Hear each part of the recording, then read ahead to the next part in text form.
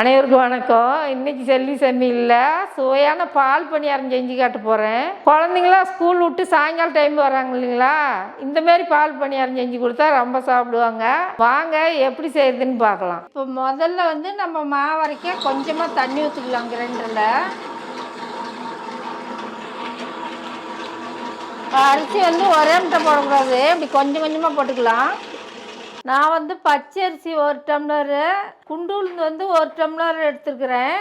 நீங்கள் கம்மியாக வேணும்னாலும் அதிகமாக வேணும்னாலும் ரெண்டுமே சம அளவுக்கு எடுத்துக்கணும். கொஞ்சம் அதிகமாக போட்டோம்னா நிறையா இருக்கும், நம்ம தள்ளி விட்டுக்கிட்டு இருக்கணும்.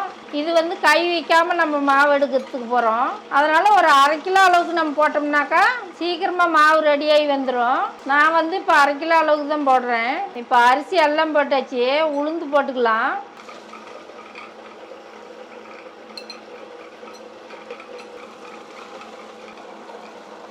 உளுந்து அரிசி ரெண்டுமே போட்டாச்சு. தேவையான அளவு கொஞ்சமாக தண்ணி விட்டுக்கலாம். 1 2 இருந்தால் கூட உள்ற போயிடும்.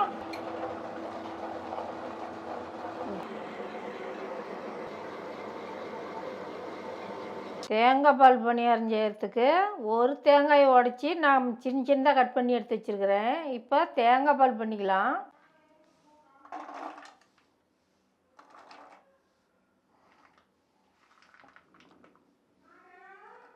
இப்போ தேங்காய் பால் அரைச்சி எடுத்தாச்சு. இப்போ வடிகட்டிக்கலாம். ஒரு தேங்காய் நான் பெரிய தேங்காயாக நான் அரைச்சி எடுத்துருக்குறேன். தண்ணி 1 லிட்டர் அளவுக்கு நான் ஊற்றி அரைச்சி வடிகட்டி எடுத்துருக்குறேன். தேங்காய் பால் ரொம்ப தண்ணியாக இருக்கக்கூடாது, கொஞ்சம் பால் பதமாக நம்ம வச்சுக்கணும். சர்க்கரை 1 கப் அளவுக்கு எடுத்து வச்சுருக்கிறேன். அப்படியே போட்டோம்னா சீக்கிரம் கரையாது, மிக்சியில் போட்டு ஒரு அடி அடிச்சிக்கலாம். பாருங்கள், இந்த மாதிரி பவுட்ரு மாரி நம்ம பண்ணிட்டோம்னா சீக்கிரமாக தேங்காய் பாலில் சர்க்கரை கரைஞ்சி வந்துடும். நம்ம அப்படியே கொட்டணும்னா கரையாது. இந்த மாதிரி அரைச்சி எடுத்து போட்டுக்குங்க. தண்ணி விடாமல் நல்லா தூள் பண்ணி எடுத்து போட்டுக்கணும். ஏலக்காய் ஒரு 6 ஏலக்காய் நான் எடுத்து நுணுக்கி வச்சுருக்கிறேன். கல் வச்சு தொல்லிலாம் எடுத்துட்டு எல்லாம் கலக்கி விட்டுக்கலாம்.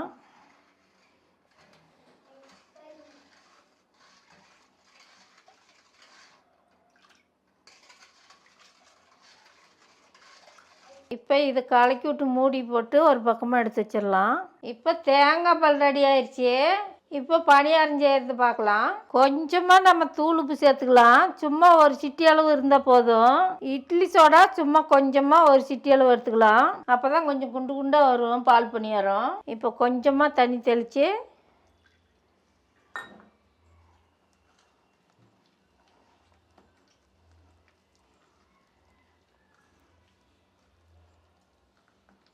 மாவு நம்மளுக்கு இந்த பத்தில் இருக்கணும்.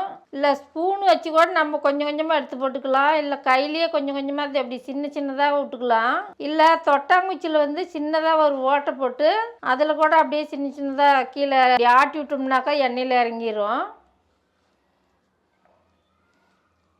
பாருங்க, மாவு இந்த பத்தில் கலக்கிங்க.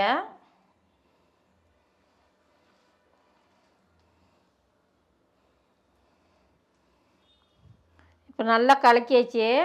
எண்ணெய் காய வச்சுக்கலாம். இப்போ எண்ணெய் தேவையான அளவுக்கு பால் பணியாரம் பண்ணுறதுக்கு ஊற்றிக்கலாம். இப்போ எண்ணெய் நல்லா காஞ்சிக்கிடுச்சு. இப்படி சின்ன சின்னதாக கோழி குண்டு அளவு இருந்தாவே பெருசு பெருசாக வந்துடும். சின்ன சின்னதாக போட்டுக்குங்க.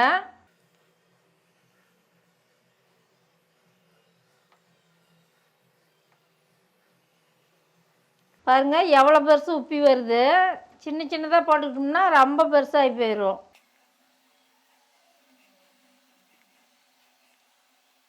ஒன்றோட ஒன்று ஒட்டாத அளவுக்கு போட்டுக்கலாம். 2 3 அரிசியில் கூட போட்டு எடுத்துக்கலாம். இப்போ அடுப்பு கொஞ்சம் கம்மி பண்ணிக்கலாம், எண்ணெய் ரொம்ப காஞ்சிருந்தாக்கா.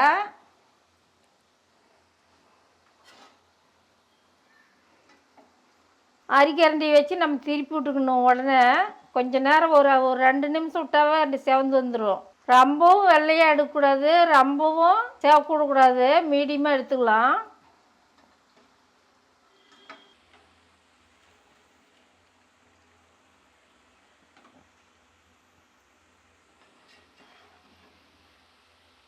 இப்போ நல்லா பாருங்கள், செவந்து வந்துருச்சு ஓரளவுக்கு. இப்படி வெள்ளையாக இருக்கும்போதே நம்ம எடுத்துக்கணும். இப்போ எடுத்துடலாம். பார்க்க குண்டு குண்டாக அருமையாக இருக்குது.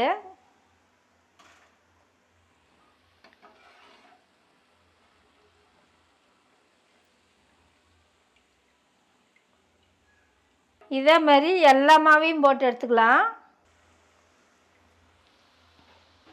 இப்போ பணியாரம் ரெடி ஆயிடுச்சு. இப்போ தேங்காய் பால், சர்க்கரை, ஏலக்காய்லாம் கலக்கி வச்சுருந்தோம் இல்லைங்களா, அது கூட சேர்த்துக்கலாம். இப்போ ஒரு அரை மணி நேரம் இது ஊறுனுச்சுன்னா சுவையான பால் பணியாரம் ரெடி ஆயிடுச்சு. நீங்கள் தேங்காய் பாலுக்குள்ளே சேர்த்து ஒரு அரை மணி நேரம் கழித்து குழந்தைங்களுக்குலாம் எடுத்து கொடுங்க. குழந்தைங்க ஸ்கூல் விட்டு வராங்களா, இந்த மாதிரி செஞ்சு கொடுத்தாக்கா நல்லா சுவையாக சாப்பிடுவாங்க. சுவையான பால் பணியாரம் ரெடி ஆயிடுச்சு. உங்கள் வீட்லேயும் செஞ்சு பாருங்கள், எப்படி இருக்குன்னு சொல்லுங்கள். நன்றி, வணக்கம்.